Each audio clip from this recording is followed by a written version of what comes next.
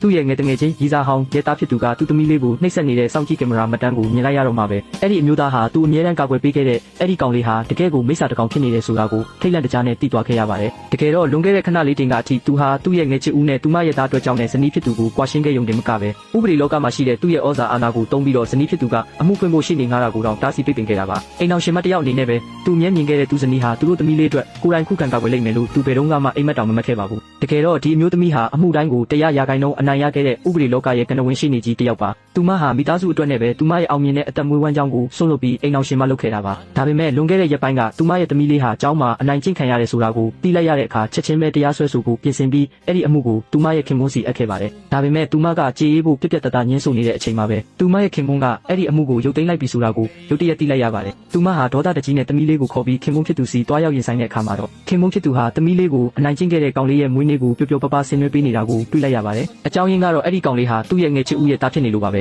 ခင်ပွန်းဖြစ်သူကငယ်ချစ်ဦးကိုကျူးလစ်ပန်းအနီရောင်တွေကျင်ကျင်နာနာပေးနေတာကိုမြင်လိုက်ရပြီးဒါတွေကသူမအကြိုက်ဆုံးပန်းတွေပဲလို့တငယ်ချင်းတွေပြောနေတာကိုကြားလိုက်ရတော့မှပဲဒီအမျိုးသမီးဟာသူမကိုသူမအစားထိုးခံတယောက်ဖြစ်နေခဲ့မှန်းရုတ်တရက်နားလည်သွားခဲ့ပါတယ်အရင်တုန်းကလည်းခင်ပွန်းဖြစ်သူဟာသူမကိုကျူးလစ်နေတွေပဲဘာလို့အမြဲပေးခဲ့တာလဲဆိုတာကိုအခုမှသဘောပေါက်သွားတာပါဒါတောင်မှဇနီးဖြစ်သူကသမီးလေးအတွက်ရောက်လာတာကိုမြင်တဲ့အခါမှာခင်ပွန်းဖြစ်သူဟာလုံးဝအပြစ်မရှိသလိုပဲနေတဲ့အပြင်ပြဿနာရှာတယ်ဆိုပြီးဇနီးကိုပြန်ဆူပြီးအမှုကိုရုပ်သိမ်းဖို့ပါအမိန့်ပေးခဲ့ပါသေးတယ်ဒါကိုမခံစားနိုင်တော့တဲ့အမျိုးသမီးကကွာရှင်းဖို့တောင်းဆိုတဲ့အခါမှာတော့ခင်ပွန်းဖြစ်သူကသူမဟာတဝင်တိုးပြီးအတိတ်ပဲမရှိတာတွေလုပ်နေတယ်လို့ထင်ခဲ့ပါတယ်သူကသူ့ရဲ့ငယ်တငယ်ချင်းကိုတငယ်ချင်းတယောက်လိုပဲသဘောထားတာပါလို့ပြောပြီးရှောက်မတွေးဖို့တားခဲ့ပါတယ်အစကတော့သူမကိုသူမလည်းတကယ်ပဲရှောက်တွေးနေမိတာလားလို့ထင်ခဲ့မိပါတယ်ဒါပေမဲ့အဲ့ဒီညမှာခင်ပွန်းဖြစ်သူကအိမ်ပြန်နောက်ကျနေတဲ့အတွက်ပြင်းပြင်းရှိတာနဲ့သူ့မျက်တလို့တင်ထားတဲ့တပ်ပုံအဲဘန်ကိုဖွင့်ကြည့်မိလိုက်ပါတယ်အဲ့ဒီခါမှာတော့အဲဘန်တစ်ခုလုံးကသူ့ငယ်ချစ်ဦးနဲ့ရိုက်ထားတဲ့တပ်ပုံတွေကြီးပဲဖြစ်နေတာကိုတွေ့လိုက်ရလို့အရန်ထိတ်လန့်သွားခဲ့ပါတယ်ဒါတွေမကသေးပါဘူးတပ်ပုံတစ်ပုံချင်းစီရဲ့နောက်ကျောမှာသူမအပေါ်ထားရှိတဲ့အချစ်ဝင်ခံချက်တွေကိုရေးထားတာပါသူဟာသူ့ရဲ့ငယ်ချစ်ဦးကနိုင်ငံခြားတော်လို့ဒါဒီမျိုးသမီးကိုလက်ထပ်ခဲ့တာဖြစ်ကြောင်းဇနီးဖြစ်သူစီမှာ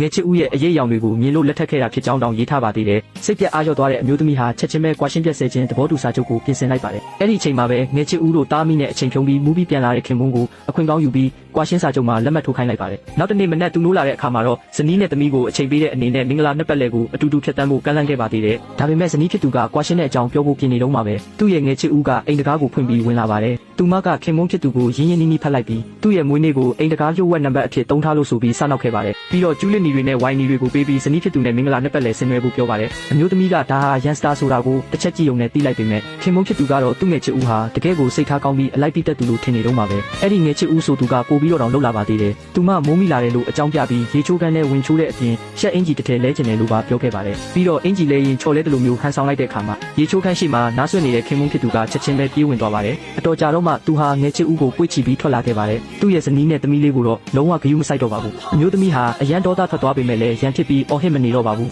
အဲ့ဒီအစားသူမရဲ့လုပ်ဖို့ကိုင်ဖက်ဟောင်းလေးစီကိုတိတ်တဆိတ်ဖုံးဆက်လိုက်ပါတယ်သူမဟာသမီးလေးကိုကိုယ်တိုင်ကာကွယ်ဖို့နဲ့ဖောက်ပြန်နေတဲ့ခင်ပွန်းကိုသင်ခန်းစာပေးဖို့အတွက်အလုပ်ခွင်ထဲကိုပြန်ဝင်ဖို့ဆုံးဖြတ်လိုက်ပါတော့တယ်